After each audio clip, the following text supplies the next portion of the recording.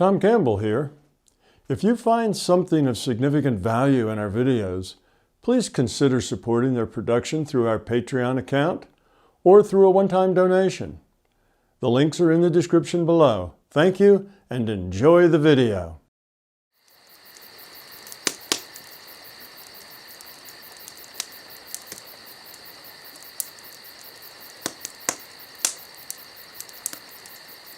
All right, we'll move on to Share 718. Her first question is, when Tom is in another PMR, how does he know that it's different from ours and not just a different corner of our PMR universe? And PMR is a physical matter reality. Mm-hmm.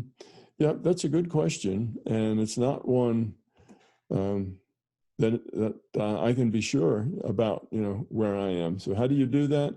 I have tried several ways to do that. And I've never been completely successful, because when you're going to visit someplace and it's just some other place, let's say in our PMR, which means some other place in our universe, our PMR is the entire universe. So the entire universe has, trillions of suns and probably, billions of planets and other kinds of things in it. So how do you know you're not on one of those rather than in a completely different reality frame?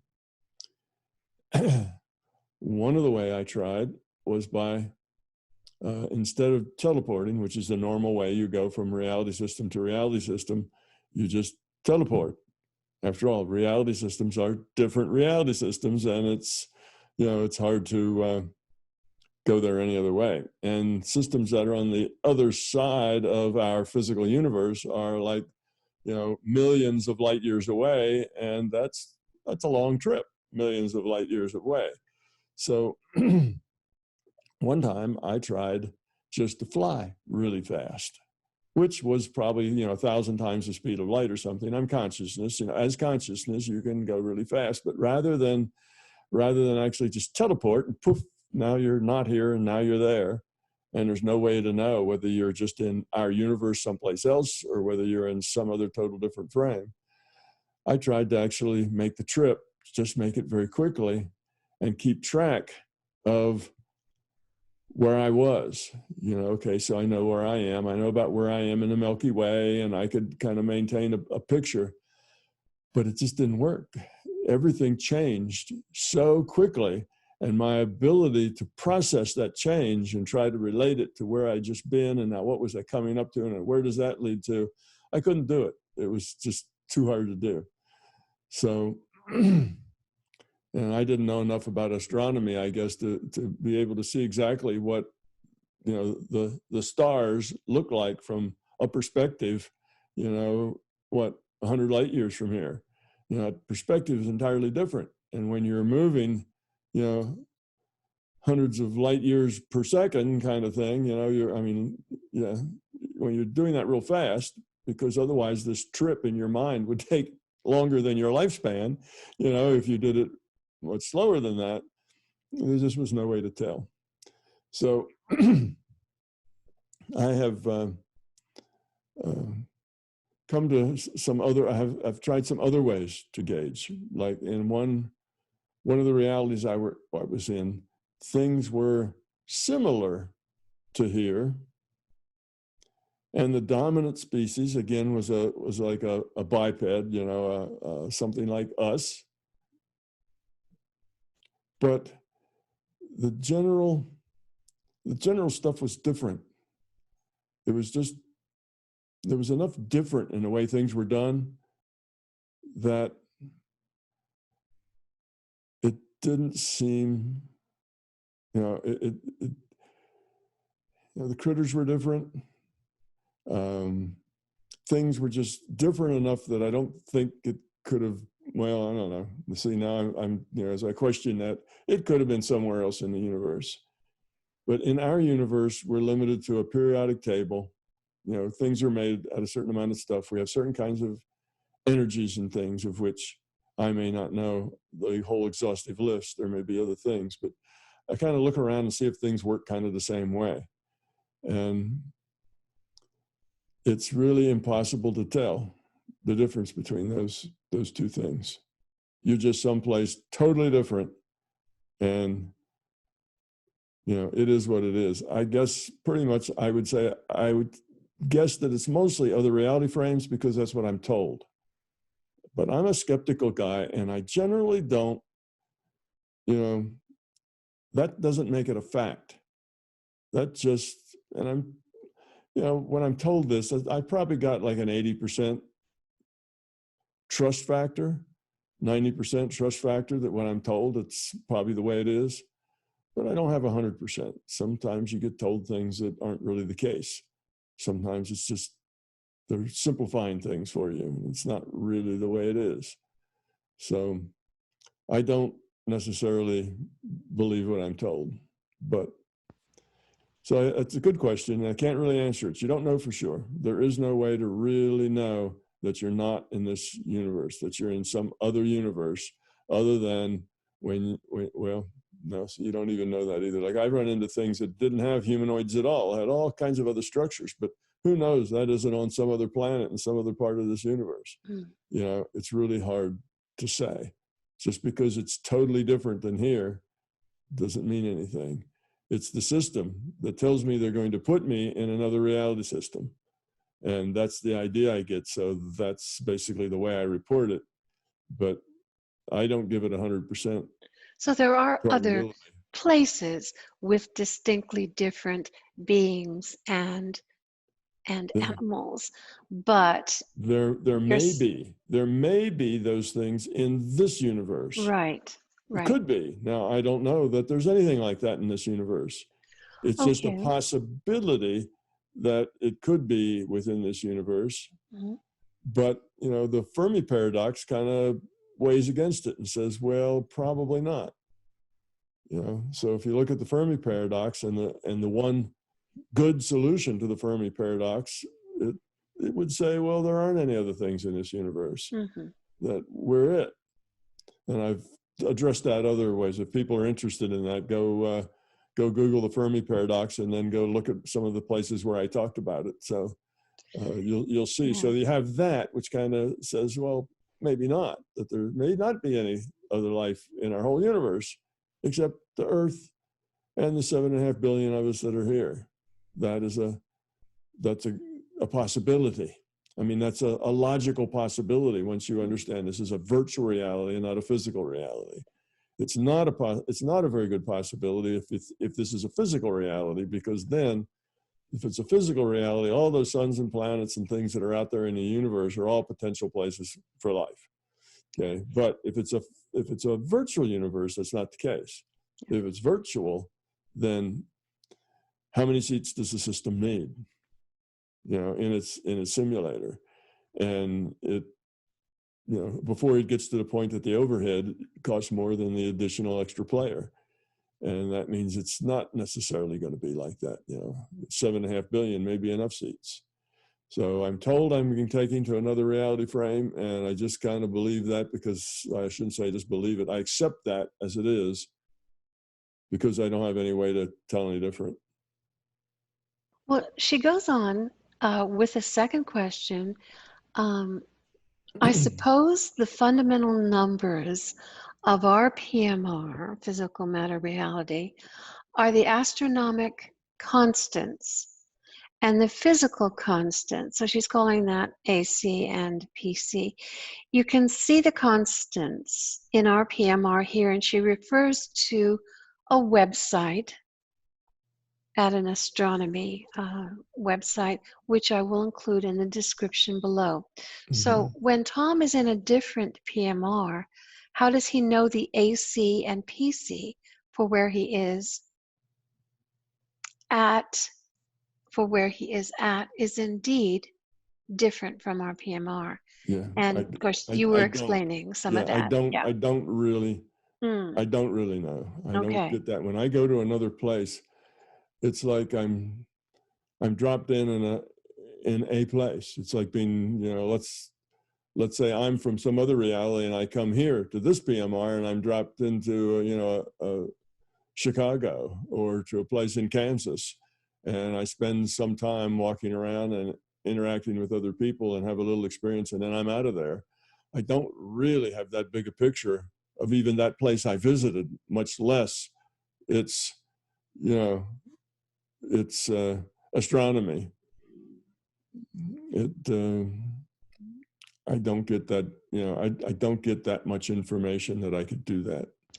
Now, I think she alludes to the fact that we are, you know, you are describing virtual realities here, because she says, can two PMRs have the same astronomic constants and physical constants, but be located in different or even the same MPMR? I know this one can also be answered by the foolproof anything is possible, but again, wondering if you had any personal experience, and I think you also touched on that too. Well, I have a little something to say about that, and that is that our universe is a simulation. And you heard me talk about, you know, the big digital bang. Well, that is a rule set and a set of initial conditions. And the rule set and conditions was this ball of plasma, and it was high pressure, high temperature. The run buttons hit, and according to the rule set, everything expands, because the rule set said it was hot, it was close and tight together. And under this rule set, that means it expands, it cools, you got suns, and eventually our whole universe evolves. Okay, big digital bang. But that's a simulation. Now, that simulation had to stay stable for a long time before avatars evolved here that consciousness was really interested in, that consciousness could really learn from. I mean, consciousness inhabits things like, you know, dogs and cats and bumblebees, and probably things out of the, you know, the age of dinosaurs and before that too. But they didn't have the ability to change the quality of their consciousness with choices very much until they got to humans and maybe some of the other big-brained animals. So that's because we have so many choices. We have this big decision space, which means we have lots and lots of choices. And with so many choices, and many of those choices being very dramatic as far as the results that they go, we can change things so dramatically that we have this huge amount of important choices. So it took, I don't know how many billion years it took before the Earth produced avatars in this simulation, really, that were what the system wanted for its individuated units of consciousness and free will awareness units to go log on to these avatars and make their choices. Making choices for bumblebees, it just isn't going to help you grow up that quickly.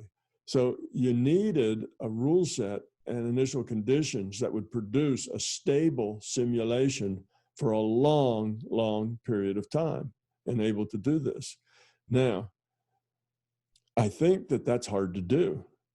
I don't think that's an easy thing to do. I think you have to come up with just exactly the right initial conditions matched to a very precise set of, you know, a rule set in order for the system to be that stable for that long.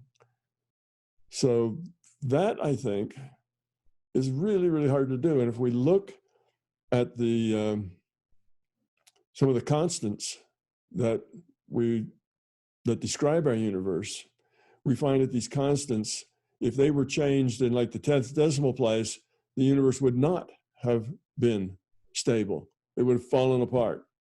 So we would never have gotten to evolving us. The whole universe would have just collapsed, or, you know, it wouldn't have worked right. So that means to me that it was an iterative approach.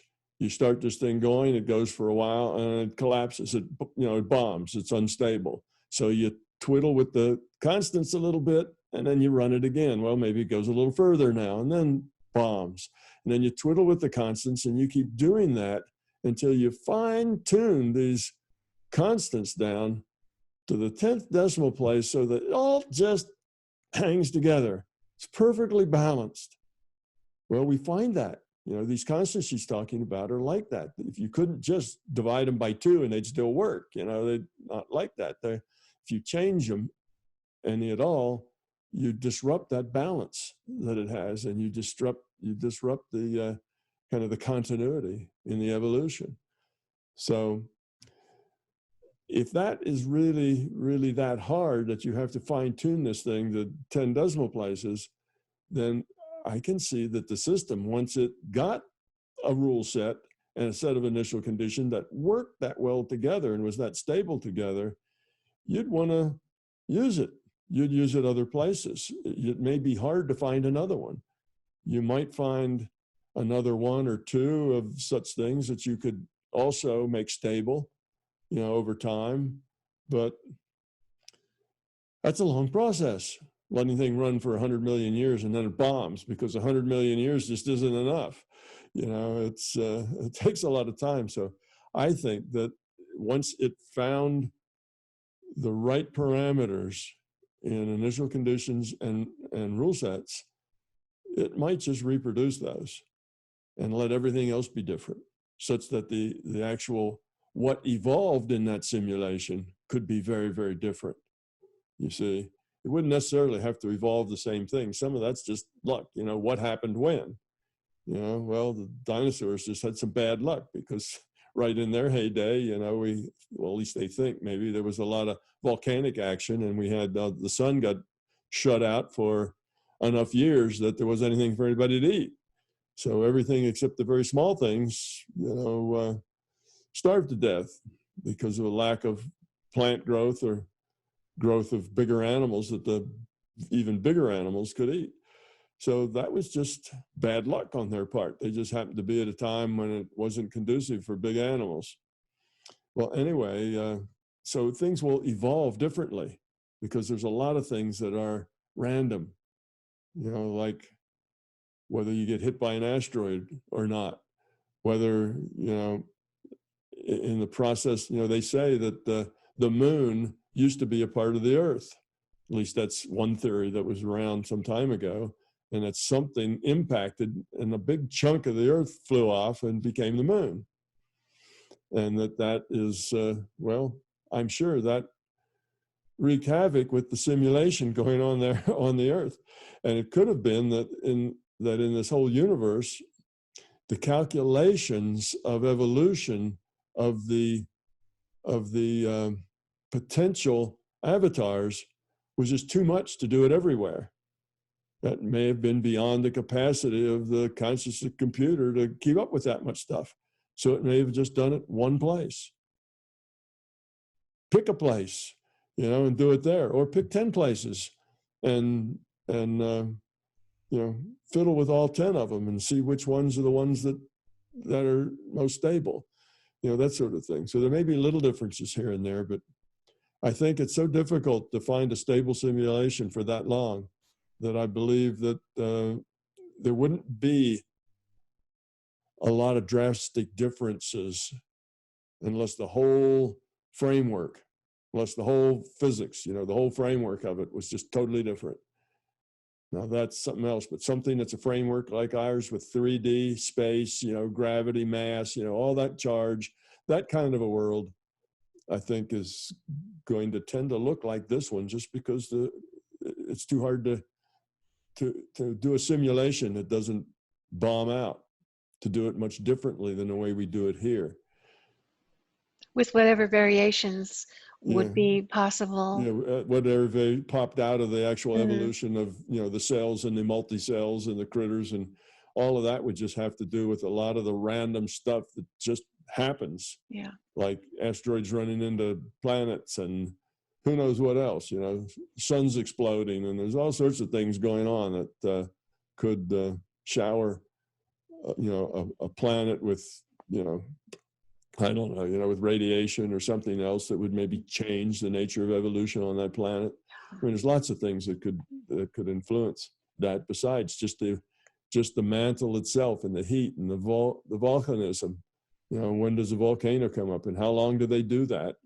And what's left, as far as the ability to have an ecosystem get created that supports the kind of variation in life that we see here. If the whole planet was all just slag from volcanoes, then it'd take a long time for that to produce something. So yes, I think that's why they would probably be similar, even in different reality frames. If it was on the same kind of matter charge, space, gravity, same kind of a rule set as here, it probably has to have the same similar kind of constants. And is that your copy and paste kind of idea? well, yeah, it's a digital thing. Once you've done it once, then you've got it. You can copy it. You could take this one all the way up for the first billion years of our universe. You could take that and say, all right, let's just copy it there. Checkpoint, restart. Now the next one, we don't have to wait for a billion years for it to get to there. We'll just start there. That'd save a lot of time. We can just start there. Of course, it can always start processing faster. See, it has control over the time, the delta t. So delta t that it increments, it's a dynamic simulation. So that delta t in the beginning can be really big.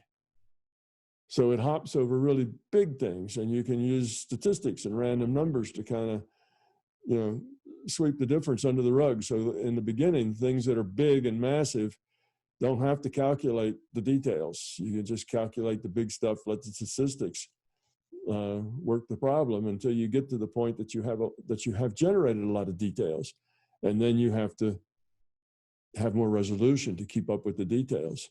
So it could change delta t for a while.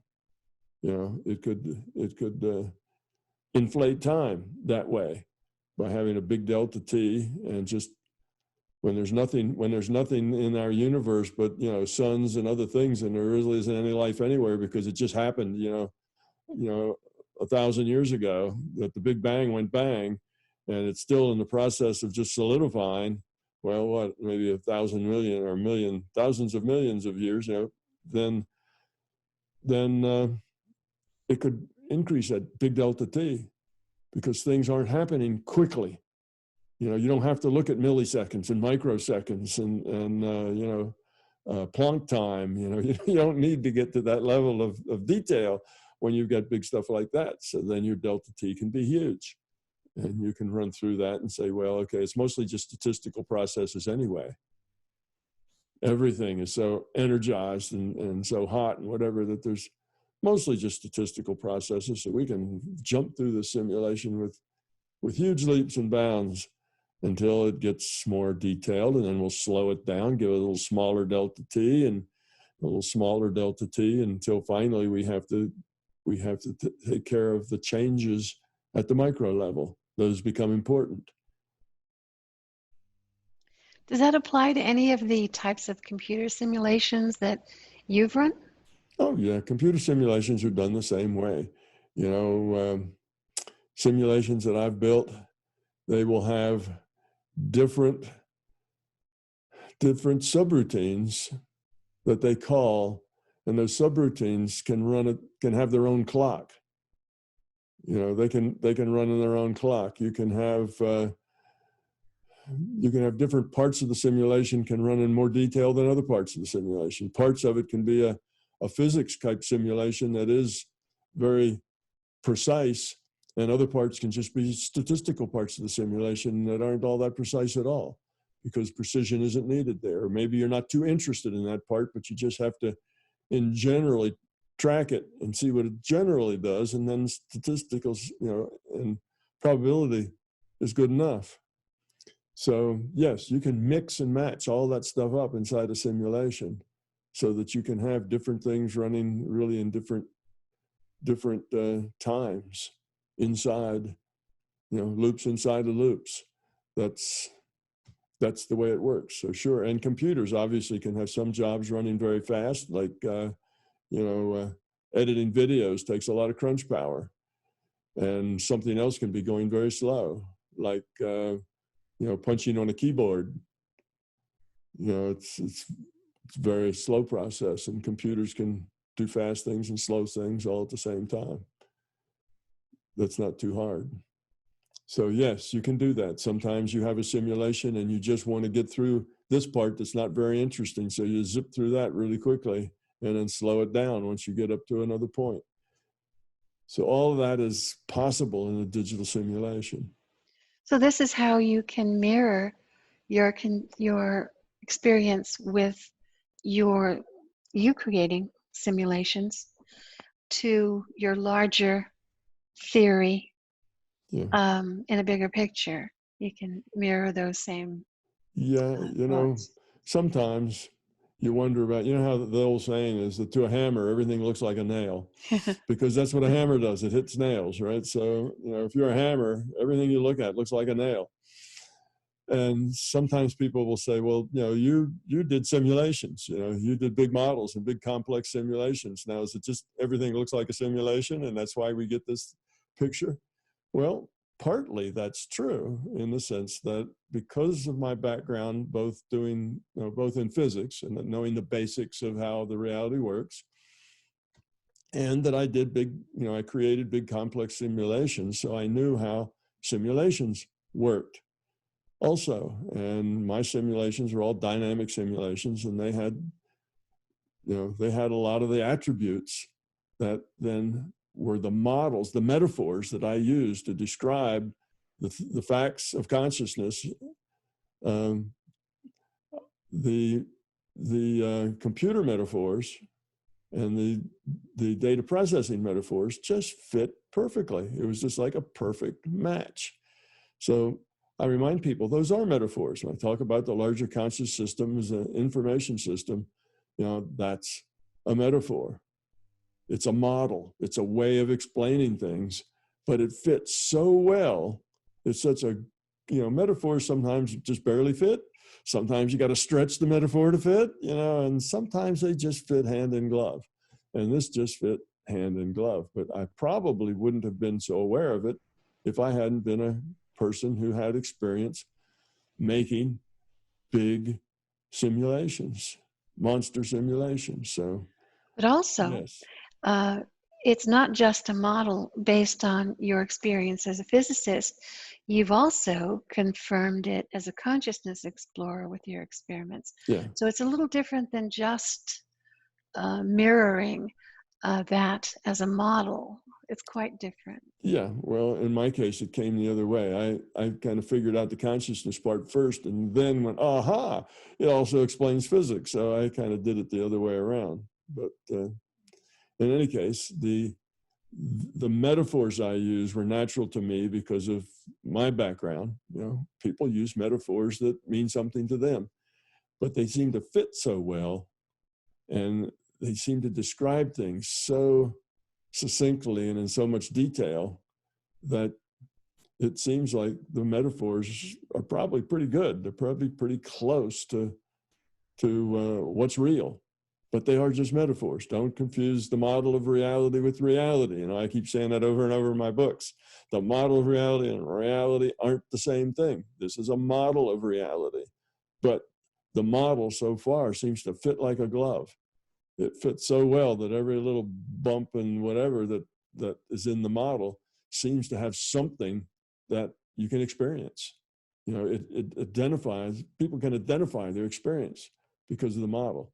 So it does have these connections to reality, and it's so good at modeling the reality that we perceive that it lends one to think that the metaphors are probably pretty good metaphors, but still, the metaphor is not the reality. The map is not the territory. But it makes it helpful to people. It Yeah. it makes it more helpful and accessible. Right. Yeah, they're good maps and bad maps. Yeah. You can have a really bad map, and it's not just any map. If you have a really good map, then that good map, when it says that here's this thing, you go to there and there's that thing. That's a good map, and it has all the details in it. So that's basically the way this has turned out. The metaphors are the map. But And it's so far, the logically. metaphors have been pointing out all of these details, and all the details are really there, just like the metaphors point them out. So then it looks like it's a good map. Not is it the perfect map? Probably not. But so far, it's turned out to be a pretty good map. I think the logic of it has appealed. You've derived it logically. So that appeals very much to the engineer, scientist, left brain type. Tom Campbell here. I and MBT Events hope you liked this video. We now have well over 1,000 hours of free video on this user-friendly, ad-free YouTube channel. Though these videos are free to our viewers, they represent many thousands of hours in production and editing, and many thousands of dollars invested in video and audio equipment, along with the required computers and software to store and process the raw video into finished products. So far, all of this content has been funded directly out of our own pockets. Be assured, we will always continue to do what we can. It's our life, our purpose, a labor of love that we will continue to pursue as best we can. However, those pockets are not as deep as they used to be. Thus, we are now seeking to augment our resources with support from our viewers. If you find something of significant value in our videos, please consider supporting their production through our Patreon account or through a one-time donation. The links are in the description below. Thank you.